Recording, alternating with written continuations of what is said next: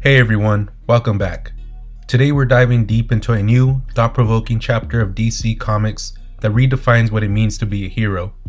In this story, we follow Hal Jordan, a man haunted by his past, but driven by a desperate need to control a mysterious power. If you love stories that mix personal struggle, cosmic legacy, and that unmistakable DC tension, you're in for a treat. We open our story with Hal Jordan murmuring to himself. As he walks along a deserted highway, "Be without fear," he says. In his mind, a dark, disembodied voice echoes back, "You are in the absence of light. I am the secret heart within every star. Be without fear. Hal Jordan, you must be without fear." Despite his mantra, Hal's fear is palpable as he trudges forward, visibly distraught. Suddenly, a police car's lights flare behind him. A weary sheriff steps out and calls, "Sir, excuse me, but it's an odd spot for a Sunday stroll. Care to explain what you're doing out here? You might make it to the state line on foot, but not much farther. Not in this heat." Noticing that Hal still keeps his left hand hidden in his pocket, the sheriff asks, "What's in your pocket, sir?" Alarmed by the possibility of a concealed weapon, the sheriff draws his gun and barks, "Lie down and put both hands flat on the ground. Now." Hal pleads, "No, wait. Don't. Please. My name is Hal Jordan, and I'm from Evergreen." But the sheriff is unswayed. "I won't ask again. Both hands out. Now." Amid the escalating tension, Hal tries to explain that something drastic happened back in Evergreen, a reference to someone named Aben Sur. But before he can clarify further, the sheriff orders him to reveal his hands. In that moment, a surge of mysterious energy from Hal's hidden left hand vaporizes the sheriff. Hal stands frozen, terrified and utterly confused by what has just occurred. The scene shifts to May and Mo's diner, where a shaken Hal enters seeking a moment of solace. A concerned waitress asks, "Can I get you anything, hun?" Hal manages a quiet, "Water, please." As she inquires if he's alright, Hal attempts to explain that something extraordinary has happened, mentioning Evergreen and the name Aben Sur.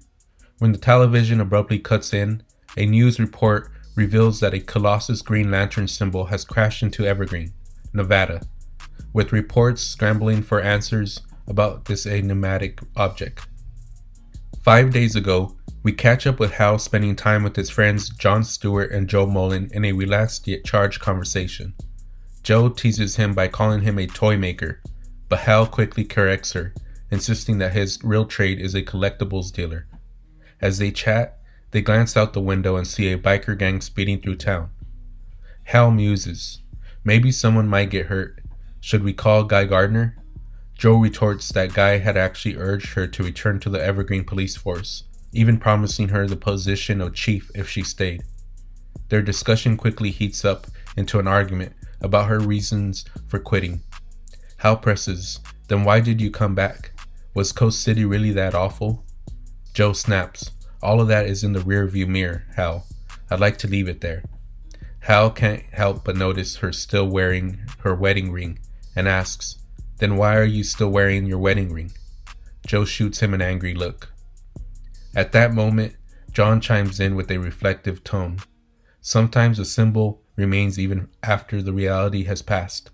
I still keep my mother's wedding ring. She died years ago. You know why the fourth finger is reserved for rings? The ancients believed it was a finger of magic. They said a vein ran straight through it, connecting directly to the heart of..." Before John can finish his thought, a sudden motorcycle crash shatters the moment. Hal immediately urges the others, "Call an ambulance. Someone needs to help that guy." He races toward the wreck, only to run into a mysterious, movie-like green dome, a force field of glowing energy. "Maybe stop touching it, Hal," Joe warns. "That green glow might be radioactive." Hal speculates, "The biker must have been pushing 100 miles an hour. He probably died on impact." Amid the chaos, they notice a ring lying on the ground. The biker gang briefly doubles back to investigate, but after glimpsing the wreckage, they turn around and ride off as if nothing out of the ordinary had occurred. HAL comments, "They just rode off, as if their buddy isn't dead or even on the road." Joe, equally puzzled, adds, "It's like they don't see anything strange at all. Look, that green dome isn't random. There's something floating above it."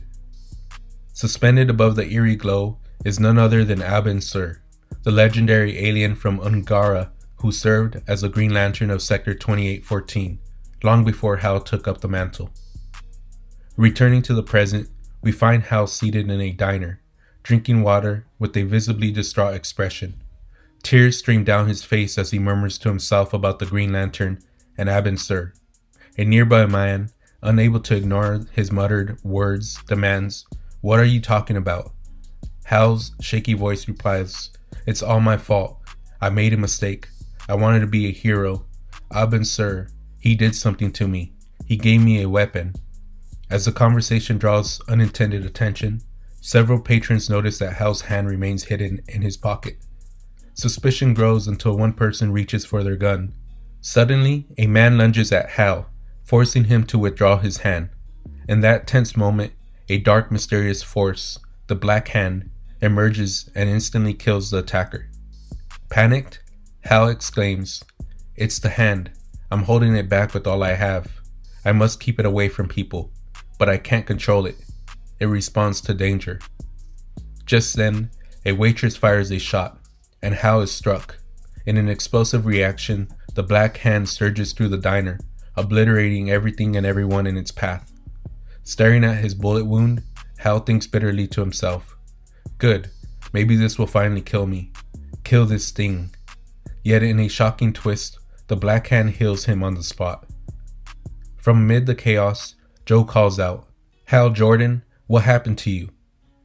And with that, the comic ends, leaving us with HAL now bound to the ominous power of the Black Hand and an unsettling sense of mystery about what is to come next.